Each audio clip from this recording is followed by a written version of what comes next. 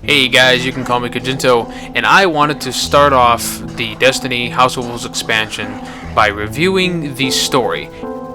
Skola said, I am Kell of Kells, all houses. And also comparing the story to how the Dark Below handled its story content. And first off, I just gotta say, the House of Wolves has really blown it out of the water. I mean, it's still not up to the par of, say, Halo or Halo 2 or Halo 3 in the way that it engages the player with stories and NPCs and whatnot.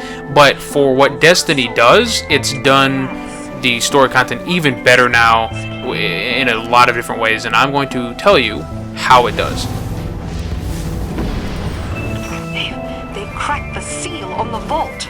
Get in there, Guardian. We have to stop them. Now, spoiler alert, I am taking this gameplay from a later on mission, though it's a mission right before the final mission. So if you don't want any of it spoiled, then I'll just leave my thoughts in the description below the video. But for those who are curious, then please keep on watching. So let's begin with the setting. You are tasked with fighting these wolves, essentially, a group of fallen, almost like a tribe of fallen, who have decided to take no tribe and to essentially rebel and take technology specifically from another faction into their use to try to bring down the whole system or one or another. I'm not going to get too much into detail because I want to, leave some of that for you guys to enjoy on your own when you get to play it. These new missions, and there are 5 of them, will take you from Old Russia Earth to Venus. Now there will be 3 on Venus and 2 on Earth, and I gotta say they are well varied. The balance is really quite excellent. The pacing is also excellent.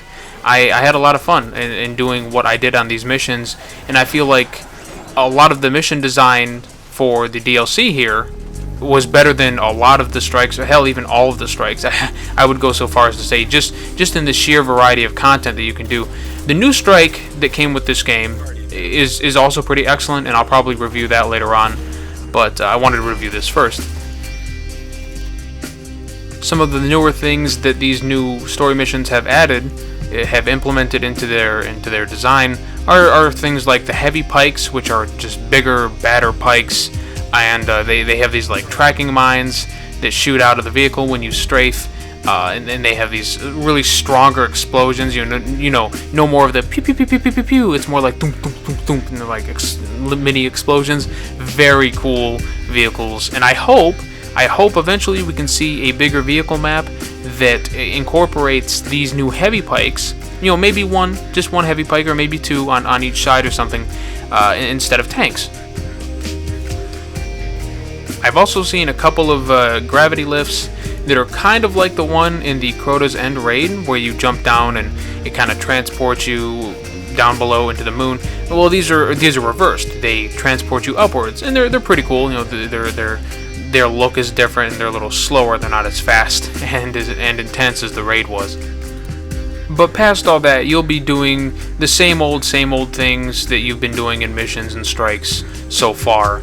Nothing has really changed aside from what I've talked about already, but the reason I like these new story missions so much is because they supplement the old with just higher quality all around. Dinklebot is nowhere to be seen as far as voice acting or anything this time around. He might make, I can't even remember if he makes 1 or 2 quips or not. I don't think he even does. I think you use him a total of 1 or 2 times in the 5 missions, which is kind of neat because everything else is taken care of by the 2 new NPCs that are talking to you through the comms.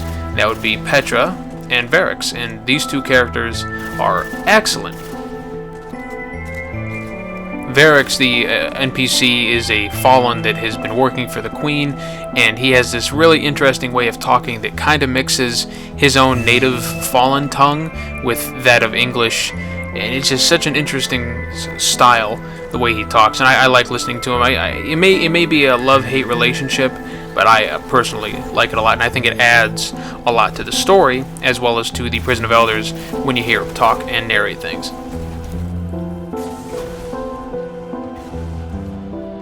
And next we have Petra, who is one of the new faction leaders.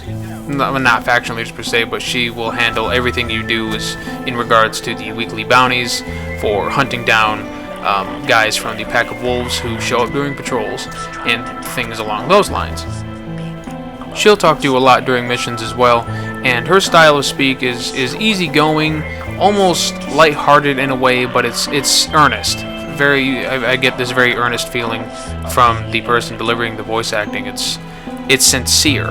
You know, it doesn't feel canned, it doesn't feel forced, she doesn't feel bored, which is how I would perfectly describe how Peter Dinklage voiced over the Ghost.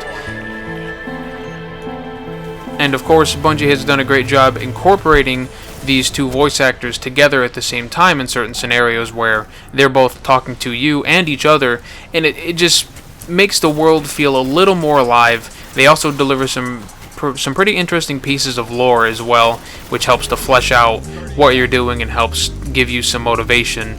It's not perfect. It isn't perfect yet, but I feel like by the time Destiny 2 comes out, or at least the Comet DLC, or the Taken King, whatever they want to call it, that it'll be better. I feel like it'll be better every single time they release new content, because they continue to learn and evolve their storytelling design. And let's also take a moment to absorb the fact that right now what you're watching is me and my team inside of the Vault of Glass, shooting down oracles with us being bombarded by the Fallen. I mean, how cool is that? They have you going into places that were completely disconnected from the main story in the original game, and incorporating it into the new story, and it's so cool when they do stuff like this. I love it. I mean, sure, it's one thing to just, oh, you're going to Earth, oh, you're going to Venus, revisiting old areas, but to bring you into something that wasn't even related to the main story and make it a big part of the story is so cool, in my opinion. I love this. I love that I'm fighting Scorched Fallen and picking up the new Scorch Cannon in the Vault of Glass. It's so cool. I love it. Now, here are some mild spoilers, but I did want to also talk about the final mission, which it takes place on Venus, and it gets really exciting around the time that you get to ride up this gravity lift to go up really high, and you're treated to this amazing view and very interesting set of mechanics that has you jumping like you did in the Vault of Glass. And I'm not going to spoil any more from there, but it's just really cool and really well handled with the final boss and how the whole thing wraps up. It's very cool, and even the story behind it, like what they're doing, was like, whoa, that's really neat. What the enemy's doing, what he's trying to do is like, wow, that's cool. Which I never felt that way about anything thus far. I mean, the Dark Below story wasn't anything like that. Everything I've said thus far about the new DLC, the Dark Below wasn't. I know that was my first comparison of the House of Wolves to the Dark Below, but that's all I can really say about it. It's that the House of Wolves is everything that the Dark Below, I think, wanted to be. But the Dark Below just isn't what the House of Wolves is. It's nothing close. The